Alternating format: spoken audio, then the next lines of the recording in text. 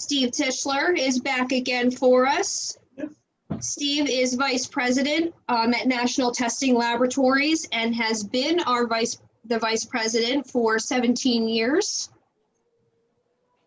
Steve is a member of the senior management team at NTL and primarily directs lab operations, sales, and marketing.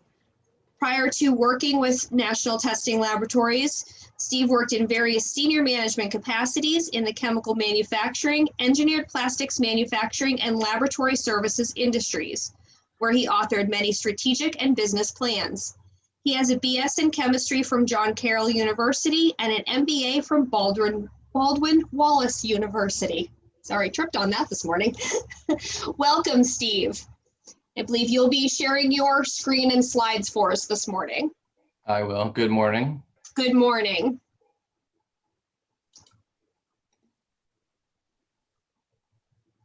Are you going to unshare first, or you want me to do that? Doing it now. Sorry, my mouse was frozen.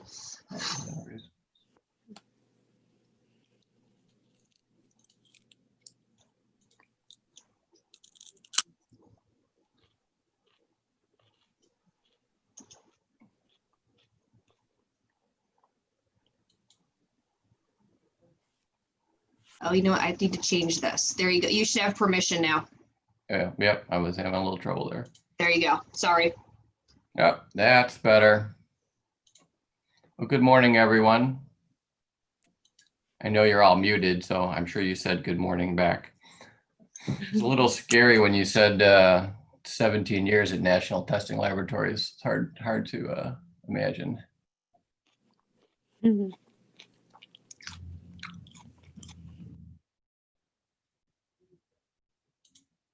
Okay. Well, again, good morning. Thank you again for having me. I feel like this is a bit of a bonus presentation, considering I offered several topics. I was a little bit surprised that you took me up on this one, but I'm happy to proceed. The original title was The Economy and Consumer Behavior. And then, of course, I had to add during a global pandemic.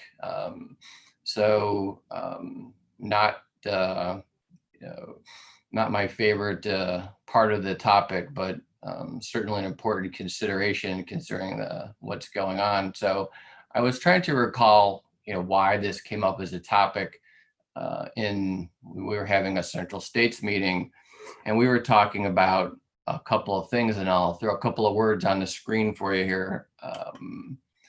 We were talking about a few things, instability and uncertainty when it came to business planning, because I've certainly done some presentations on business planning. And one of the topics that we were discussing was, how do you plan in an environment which is both unstable and uncertain? And, that was a previous period, but it certainly applies to the current circumstances even more than ever. And so I've had to modify this presentation a bit. I still want to talk about the general economy and economics, and one of the most important topics that we'll talk about today, which are economic indicators. They sort of came up as a result of talking about instability and uncertainty. And as a business owner or someone who's operating a business, where do you look for some semblance of stability and certainty? And I'm not sure that those things exist terribly anymore, but it sort of came up as a topic in the terms of economics and economic indicators. And then I added a portion about consumer behavior at the time. How do consumers, because we certainly all sell to consumers, a big part of National Testing Laboratories business is selling testing to homeowners who are both on private wells and also municipal water. And how do you sell to those people? And as I'm sure we're all aware, and we could have some discussion later, that model has been changing drastically for all of us. So I was trying to answer this question about how do you deal with instability and uncertainty. And so that's sort of how I came up with this topic, and I'm happy to talk about it this morning. So I'm going to start with a bit of an economics lesson. It's very similar to, most of my presentations, which are sort of built, from the ground up. Yesterday, we talked about some basic chemistry and sort of, built our knowledge base there. So I thought I'd start with a basic, a little economics lesson. Because what I found during previous presentations talking about business planning and uncertainty and instability was that there wasn't a tremendous appreciation for some of the tools that are available in the realm of economics, indicators, and certainly studying consumer behavior.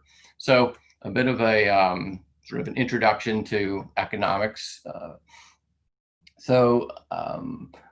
sort of the origin of the term economics was a Greek word, oikonomos, which stands for one who manages a household. So the household, in this case, can be an actual household. It could be your business, but the premise is the same.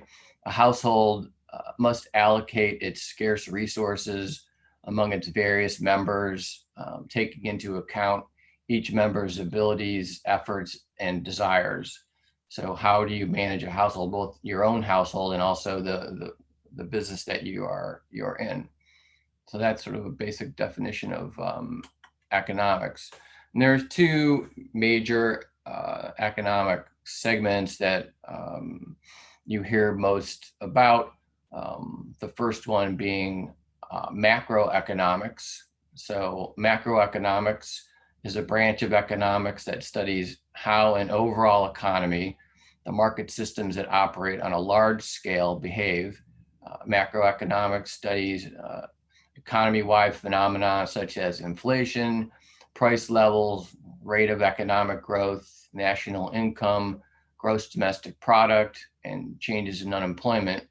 Now, most people are operating with sort of a passive understanding of the economy and how the economy is going. But what I found was that very few people were really into the details of what macroeconomics means and how you can apply it. And again, I'll sort of take you back to this notion of instability and uncertainty, and is it possible to gain a little bit more understanding of what's going on around you from a macroeconomic perspective to sort of ease your feelings about instability and uncertainty, particularly in times like we're having right now.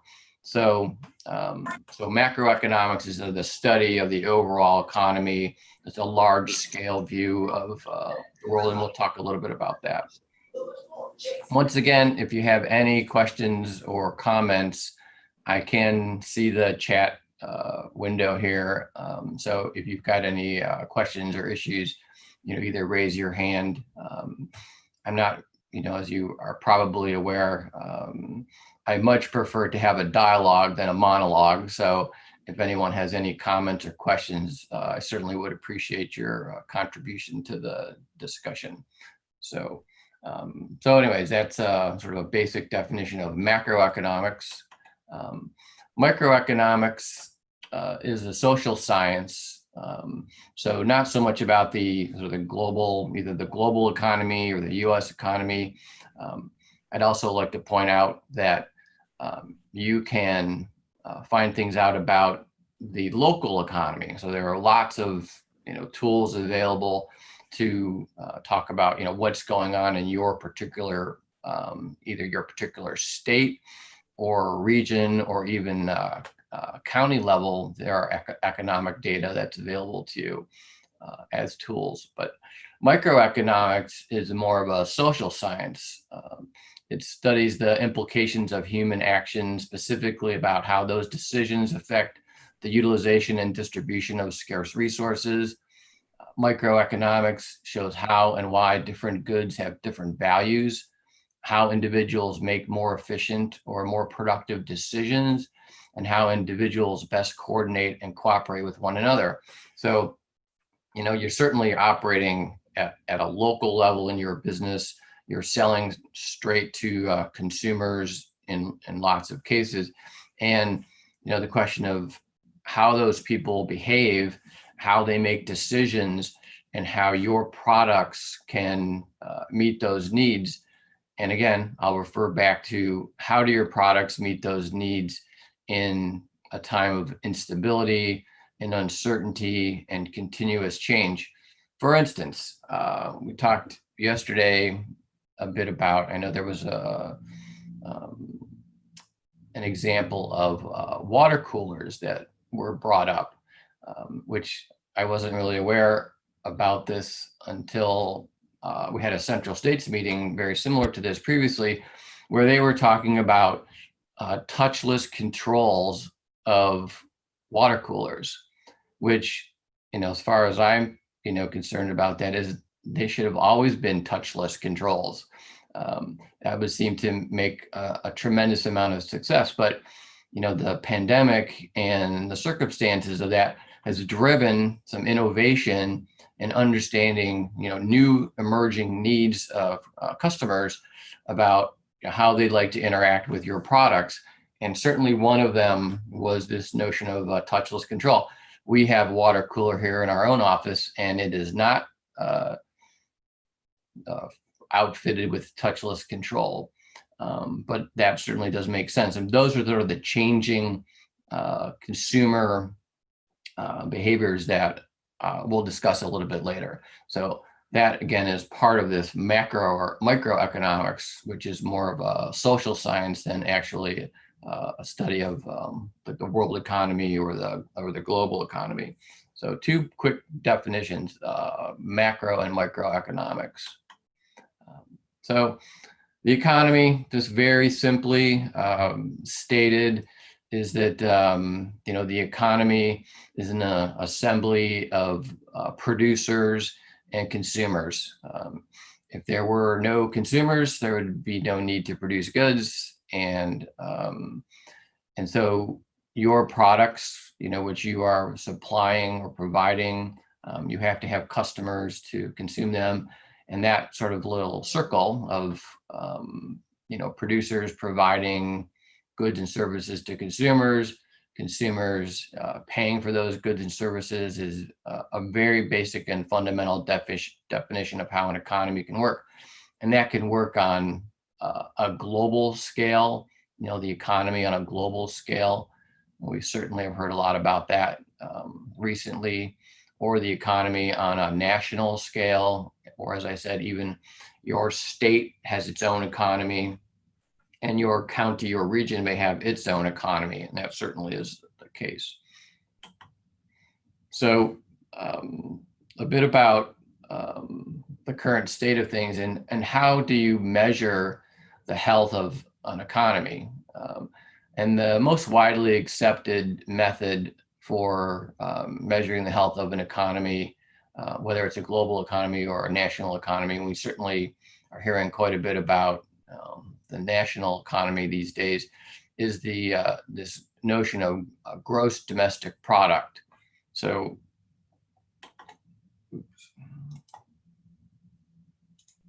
the gross domestic product is the total monetary or market value of all the finished goods and services produced within a country's borders.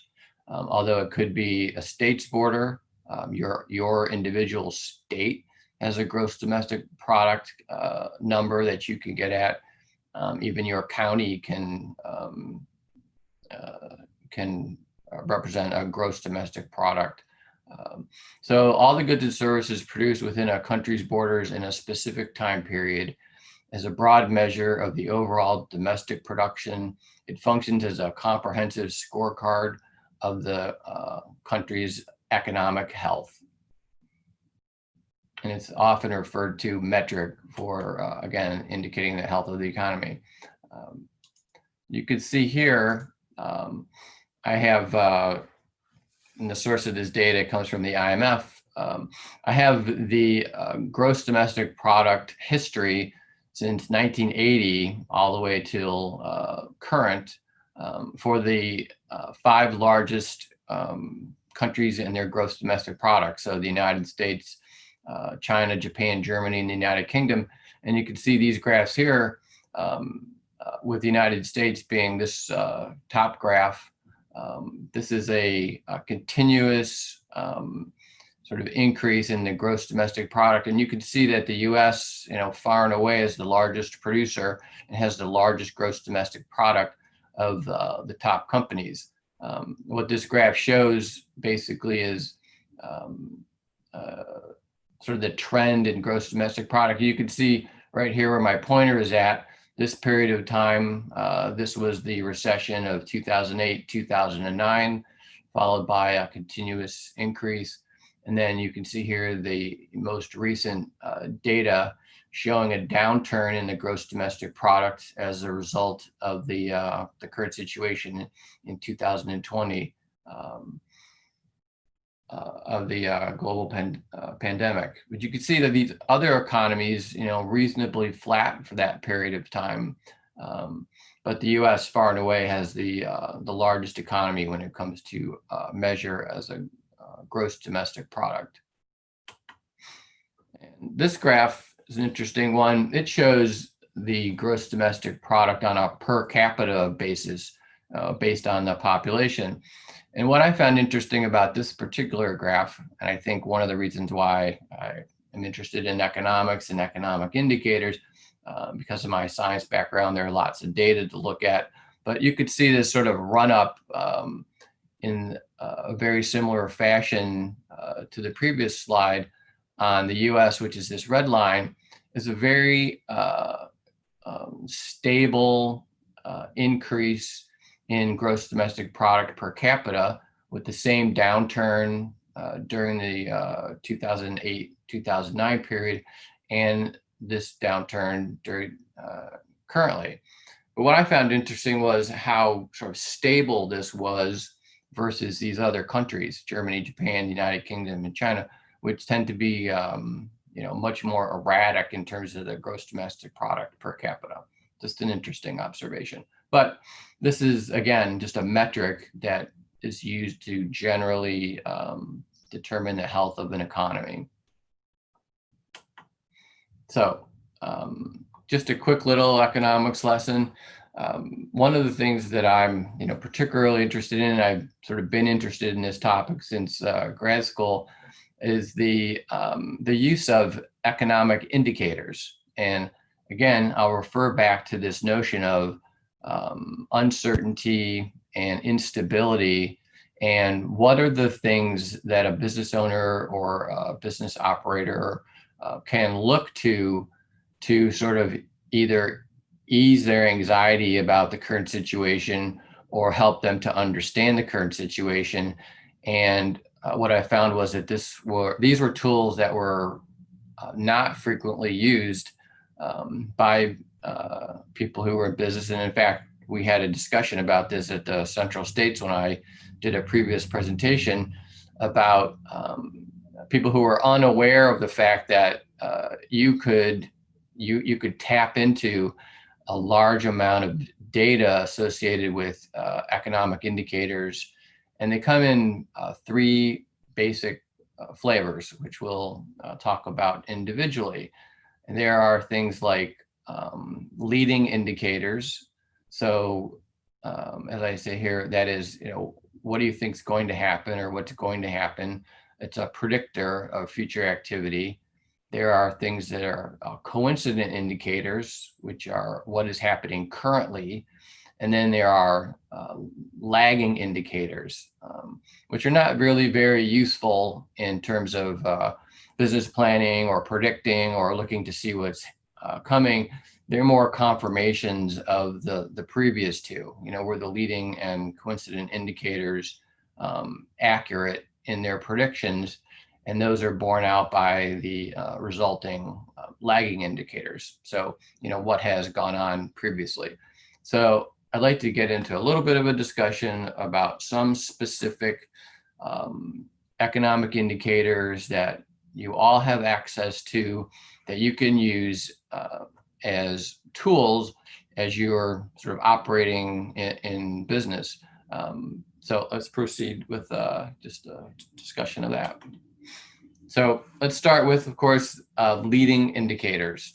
So leading indicators basically are economic tools that are predictive, as in, what is going to happen. So the reason that these tools, I think, are very important in the context of uncertainty and instability is that they can help you to understand what's coming, and they can certainly help you in the planning process. This is something that I have been using, as tools for quite some time. And so we'll cover a few of the more important leading indicators, look at some examples, and see how those might apply to what you do in your business. But so the most commonly used leading indicators, things like the stock market. Okay, so this was really the jump off point where we were talking about uncertainty in business planning, and we got into a discussion about whether the stock market was predictive or not. Could you see what was coming based upon the stock market? And the stock market, which certainly has been in the news quite a bit recently, is one of the primary leading indicators for economic activity.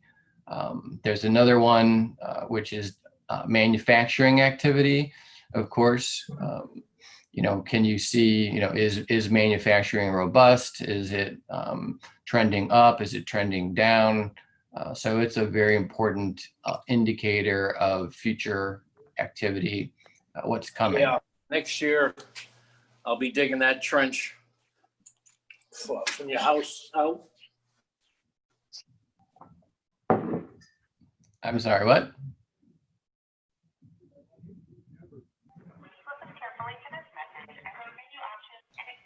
I think Joe's mic wasn't not muted. So, okay, so another leading indicator are inventory levels. They can indicate, they can be predictive as to what's coming. Retail sales are an important leading indicator. Building permits. So you can track the application of new business or new building permits as a sign of future economic activity. The housing market, which we'll look at here in a bit, is very predictive of future activity. And the level of new business startups can also be very predictive. So these are common leading economic indicators that you can have access to. The data is reasonably easy to get at, and certainly something that you can pay attention to in times like this. They can be, as again, very, very predictive. So let's look at some specific examples of some of these. So here's the stock market. These are some of the major U.S. indices in the stock market. The Dow Jones, which you hear about quite a bit, Standard & Poor's 500 index. So these are composites of large companies that make up these various indices. The NASDAQ. So these three are primarily the ones that I pay attention to. But this is an annual look at the Dow Jones, for instance, the Dow Jones Industrial for 2020. And you can see here that, sort of a normal run up in the stock market until about March, when, we all know what happened, in that period of time, which was this sudden and drastic downturn in economic activity due to, closing and so forth, had a dramatic and drastic impact on stock values and 401ks. But certainly this dramatic change and drop was, as a result of what happened. And since then, there's been sort of this return of business economic activity and a steady run up till the current situation. But one of the things that the stock market certainly does not take to very well is both uncertainty and instability. And it's why it gets watched closely for those kinds of things.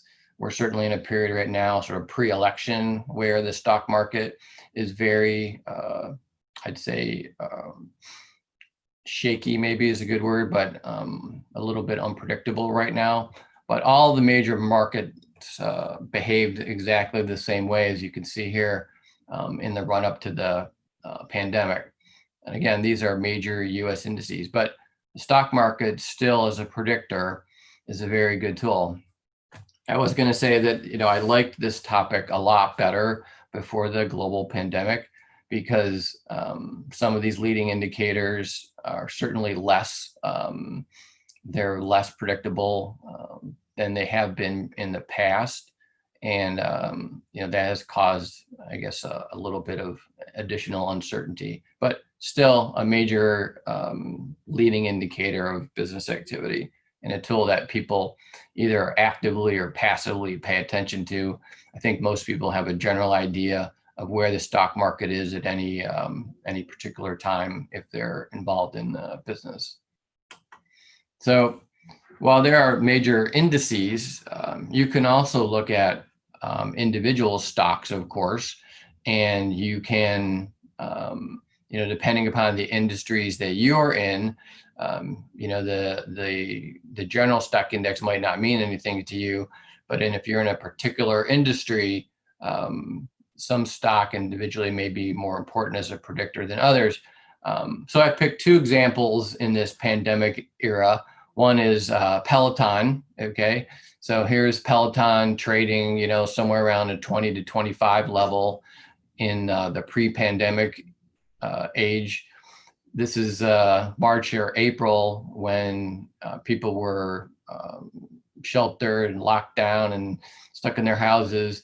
And you could see, and you, I'm sure, are aware that the number of Peloton bikes that were sold during this period of time, their sales in this global pandemic have sort of skyrocketed, and their stock price is also skyrocketed. So, if you were able to anticipate this and, say, get into the stock market, or your business is very similar to this, you'd have sort of this run up in economic activity. So if you bought in down here and you were holding here, that was a good investment, as opposed to, say, Carnival, the Carnival cruise line, which, was trading up here around 50 and precipitously dropped down, to almost $10 a share, and, has flattened out since then. So this could, either create sort of a, financial problem, or it could provide an opportunity if you are so inclined to think that at some point cruise line business might come back. This would be a good time to get in. But if your business is, if you can find some sort of a stock or indicator that sort of tracks your business, they can be useful. Individual stocks can be useful to pay attention to.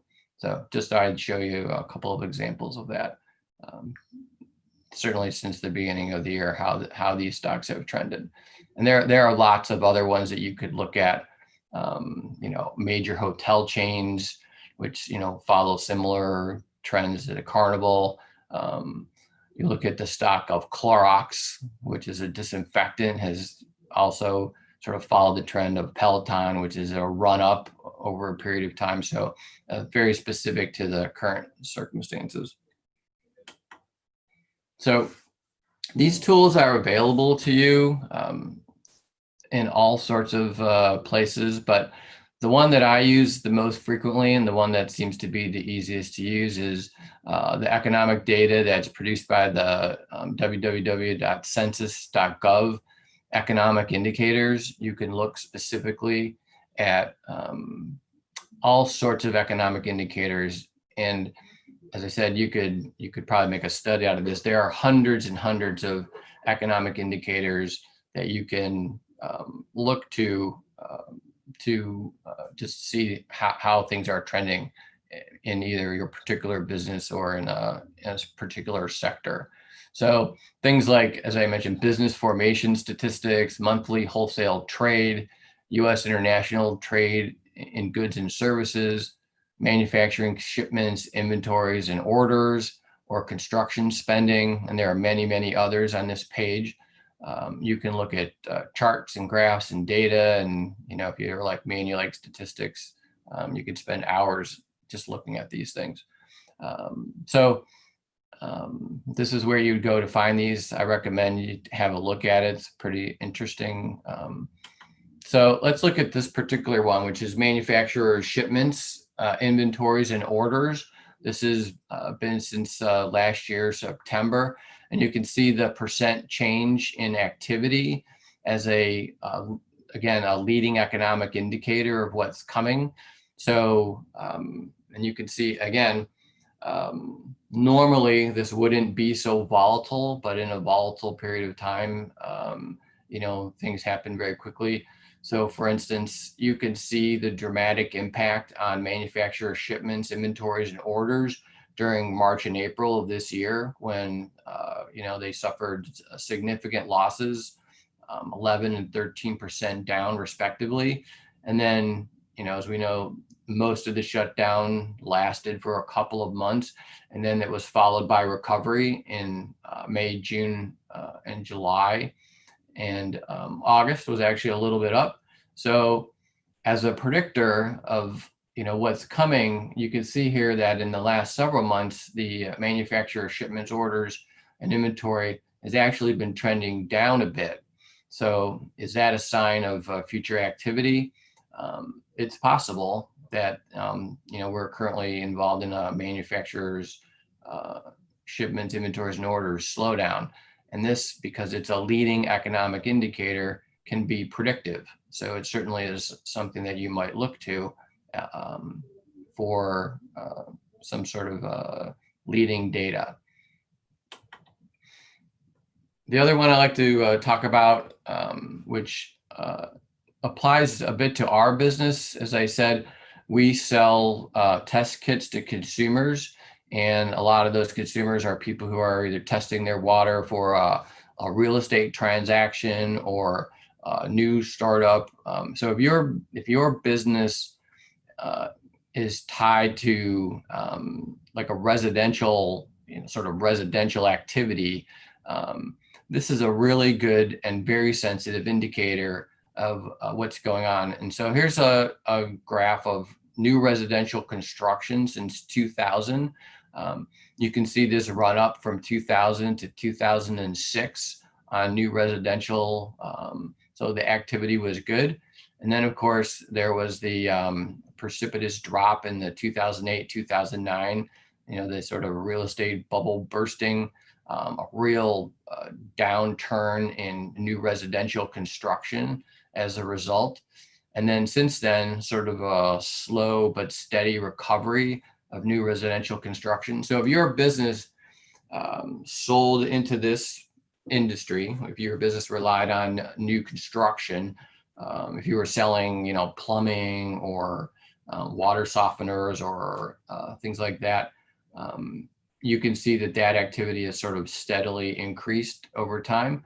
However, very sensitive to what's going on currently with, you can see these precipitous drops in that same period of time in, early 2020, and then a slight recovery. So is this recovering back to normal? Only time will tell, but it certainly is very sensitive as an economic indicator of this level of activity. So any questions about that at this point? Okay, having seen no questions, I'd like to talk about this particular index. This is not one of the ones that I mentioned earlier, but I used to work for a guy who swore by the cardboard box index as a leading indicator of economic activity. So the supply of cardboard boxes, both PFAS covered waxy ones and regular cardboard. So all of us have become more comfortable shopping online for just about everything through sites like Amazon.com. The sight of brown cardboard boxes sitting on porches has become commonplace. That's why watching orders for cardboard boxes has become a way to predict how retailers see the coming months. If they're ordering more boxes, good times may soon follow. This is, like I said, I used to work for a guy who swore by this index as a leading indicator of future activity. So the more cardboard box manufacturers were ramping up production, the more they saw economic prosperity in the future. And this bore true for certainly a long period of time. And I think given the current circumstances and, as they reference here with things like Amazon.com, cardboard boxes and its index are certainly a very accurate indicator of future activity, just generally, not to any particular industry. The more cardboard boxes they're manufacturing, the better. So just an interesting little side note about a particular index. I also found this economic indicator, the canned meat index. It really exists, or I said really this exists.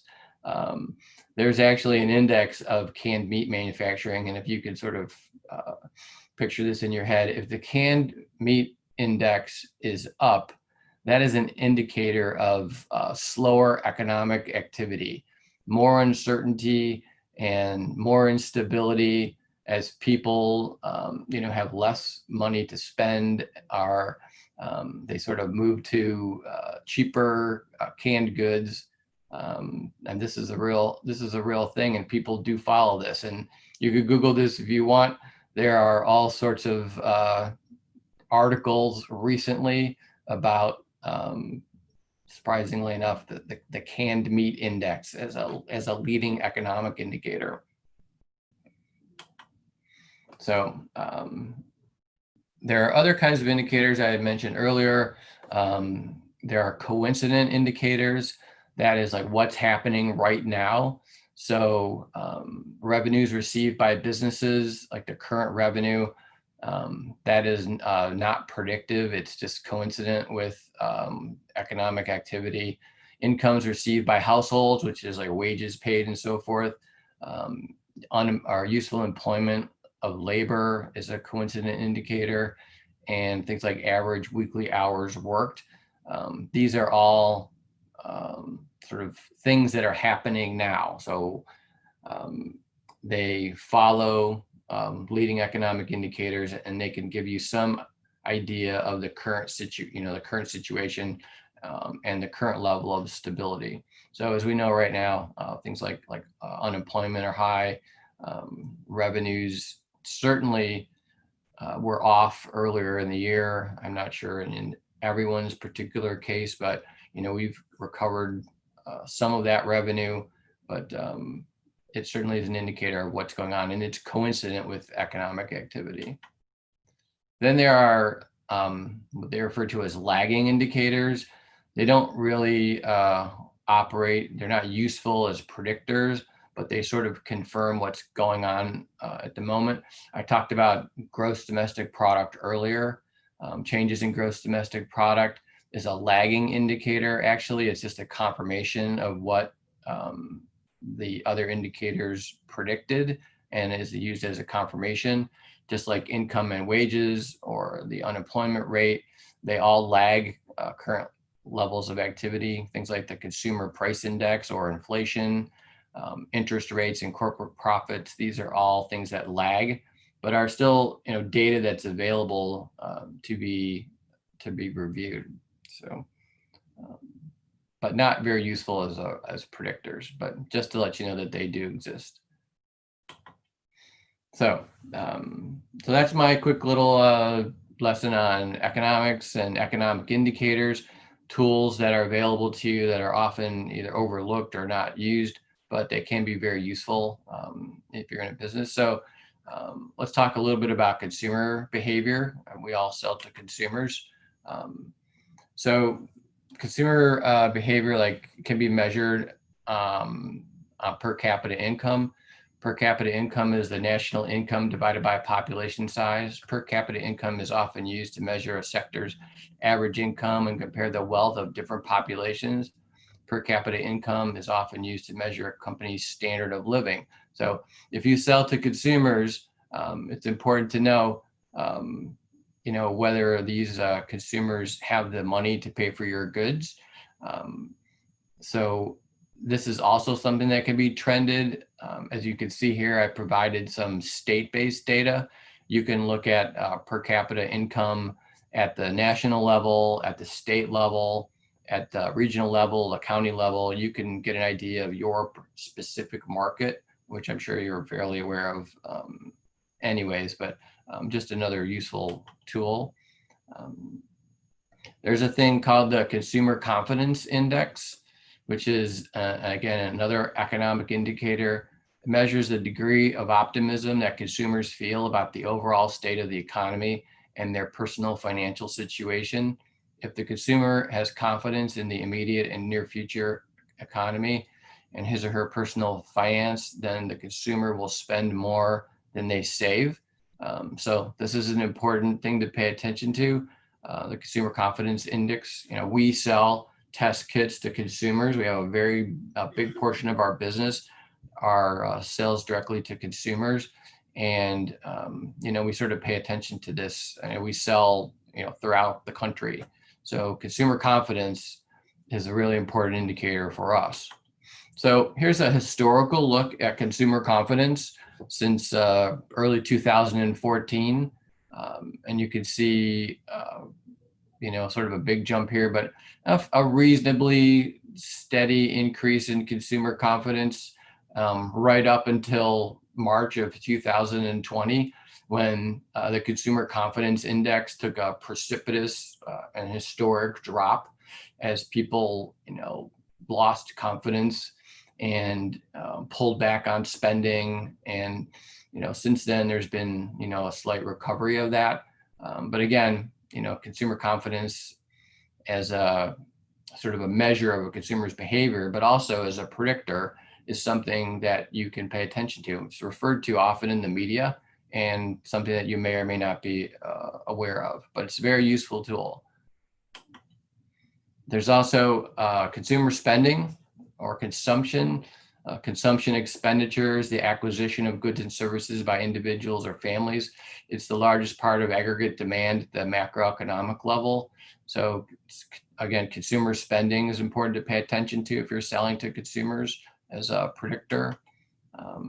Also, disposable income, also known as disposable personal income. It's the amount of money that households have available for spending and saving after income tax have been accounted for. Disposable personal income is often monitored as one of the many key economic indicators used to gauge the overall state of the economy. So if people don't have disposable income and your product is marginal in terms of its, whether it's a necessity, which we'll talk about here in a bit, they may or may not spend money on a product that you offer if they use disposable income to purchase those things. So also consumer debt. It's the amount owed by consumers. It includes debts incurred at purchase of goods that are consumable and or do not appreciate. In macroeconomic terms, it is a debt which is used to fund consumption rather than investment. The most common forms of consumer debt are credit card debt, payday loans, and other consumer finance, which are often at higher interest rates than long-term secured loans such as mortgages. So consumer debt is an important thing to pay attention to. If consumers have a lot of debt, they tend to spend less. And so I was interested to learn this statistic that the average credit card balance per person in the United States was $7,938 in 2020, which struck me as a fairly high number, but it does give you an indicator, and this is tracked almost on a monthly, weekly, and daily basis, is how much consumer debt there is. So again, just another important statistic that may have an impact on how consumers spend money on your products. So a little bit about consumer behavior. There's a thing called the value equation, which is what does a consumer get and what do they have to give up to get it? So when you look at your particular products, what does a consumer get when they purchase your product? Is it quality, convenience, emotion, prestige, experience? I know we talk a lot about in the bottled water business that bottled water is a convenient product, a high quality, convenient product. That's what they get in exchange for, what they have to give up. So in some cases, they have to get something, they give up, their time, their money, effort, opportunity, emotions, image. These are all ways that consumers make decisions about your product. And I think it's important for you to understand, that there is this value equation as you market and offer products to consumers. So I use this as an example of consumer behavior, sort of two things. There's this notion of utilitarian value, which is gratification derived from something that helps the consumer solve problems or accomplish tasks, clearly rational to explain. You need to drink water. Water is a staple. Now, how they acquire that, whether it's tap water or bottled water, that's sort of up to the consumer, but they place a utilitarian value on it, which is sort of out of necessity, versus hedonic value, which is immediate gratification that comes from experiencing some product, service, or activity, which is difficult to explain objectively. I can't really explain why I spent all this money on, this particular product. I just wanted to have it, but it wasn't certainly utilitarian. So you have to sort of understand where your product falls in this this value equation and what kind of value your product brings to a consumer. So as far as your marketing strategies are involved, you should consider some of these questions, like what specific needs are involved, how's your product positioned versus the competition.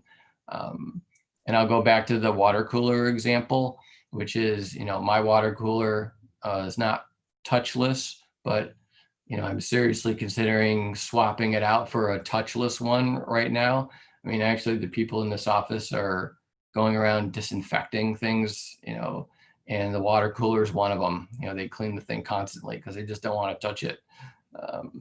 So how does the consumer receive value through new products and new services? Who's buying or not buying your product? Why should the consumer buy your product? These are all questions that you might ask yourself when you're considering a consumer marketing strategy. And I got this quote from Forbes recently. It says, consumers will buy from or avoid brands because of perceived company values. Okay, so not necessarily the value of the product, but what are the company's values and how are those expressed? And we can see this through social media. Certainly, companies can be made or broken based upon feedback from consumers through various media outlets. Whether they like your product or they're leaving comments on your website. It's very important for you to pay attention to this and to understand that these people are buying products. These consumers are buying products because of the your perceived company values. So very important consideration. So my final slide here has to do with some recent pandemic trends. And I think, you should probably recognize these things, but there are certainly things to consider right now in terms of a pandemic, which is, as we're all aware, workplace, work is shifting to home. I'm sure many of us today on this call are at our houses. Online shopping has increased. So that certainly is a current pandemic trend. Part of it is, the reason for that is that people are stuck at home, they're shopping online. They get some gratification, frankly, from the Amazon truck rolling up to the house and dropping off a package. It helps, to ease anxiety. It's part of the buying process. People shop to ease their own stress in a lot of cases. There's focus on self-improvement. I myself am currently taking 2 online courses, one for painting and one for drawing, which, you might know a little bit about me that I have those hobbies, but, I just spent $150 for online courses for painting and drawing. So I'm focusing on self-improvement. There's a do-it-yourself culture on the rise. People are finding that they can do things for themselves. Also, there's an emphasis on hyper-localized focus of businesses. So if that's something that you can promote in your own business, the sort of the local nature of your company might help you to gain new customers. Interactions have gone viral. Interestingly enough, here we are all interacting online on Zoom. So these are trends. People are looking to economize. Purpose and social good now seems to matter. They're changing attitudes about privacy. Human connections and storytelling are on the rise. Social distance travel increases at the expense of air travel and hotels. You can see that, that slide about Carnival cruises. People are just not vacationing and traveling in the same way. And there's a fear that, this might remain for long term. So there are lots of consumer related pandemic trends that you should be paying attention to in your business. And I'm sure that you are. We're sort of into this a bit. We had a pretty lively discussion online at the Central States meeting about how businesses are having to adapt and gain new customers or look for new customers or ways to innovate and sell to consumers given the current situation. So all things to consider when you're selling to consumers. We have an online model that we're currently using for selling to consumers. We have a very robust website. We've been selling our kits online for quite some time, and that business has done nothing but increase. Interestingly enough, we get a large amount of business from the state of California. We see that increase, right now every year during wildfire season. We get a influx of business as people test their water after they maybe have experienced a disaster.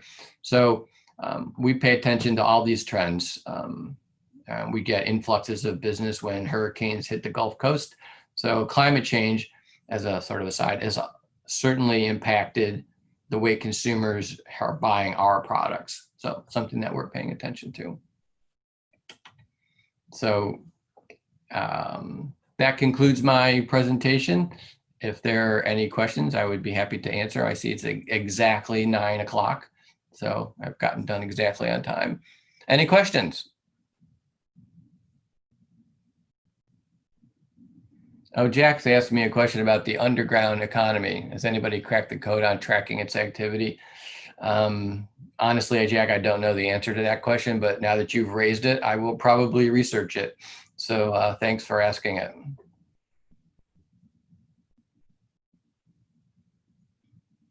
You can all unmute yourselves now and have a discussion. So does anyone have any questions? Hey, Steve, this is Jason. Hey, Jason. What do you do when you see a hurricane coming up the Gulf Coast? What is the business plan to prepare and try to get some of that business for testing? Well, I'll sort of relate that to the topic. Is a hurricane for us is a leading economic indicator. We see business influx after a hurricane of about 2 weeks. So what we do is we start promoting on our website and we start targeting geography. So, we post notices on our website about discounts for hurricanes. I mean, we engage in marketing activities that are targeted for specific regions. And, we've been, reasonably successful. We've been successful without doing much marketing, but we know what happens. We see a hurricane coming, especially if there's major inland flooding. People are testing their wells for potability after, they've been flooded out. That takes anywhere from 2 weeks to a couple of months. So we just sort of plan for an influx of business as a result of that. But we do use those hurricane events as leading economic indicators, I guess. Do you use like Google Ads to target the geographic areas and spend more money perhaps on them? Yeah, we don't spend more money, but we shift our marketing money around. We use a service, a marketing, a digital marketing company that has expertise in this, and it's not so much that we increase the budget, but we just shift money geographically to target, areas which we think are gonna become active. And then, honestly, it applies to almost all news events that are water related. So hurricanes certainly, but tornadoes and natural disasters, those kinds of things, they're very predictive for us for increase in business. Any kind of boil orders or spills, it doesn't really matter what gets spilled, if you will, but things happen, and then we see the resulting influx of business. So we just sort of prepare for that. Thank you. Yep, sure. Any other questions? Otherwise, thank you all for indulging me. I do appreciate it. And I hope you enjoy the rest of your day. Thank you, Steve. You're welcome. Thank you so much, Steve. That was really insightful. I, as a business owner, really enjoyed that. That was good.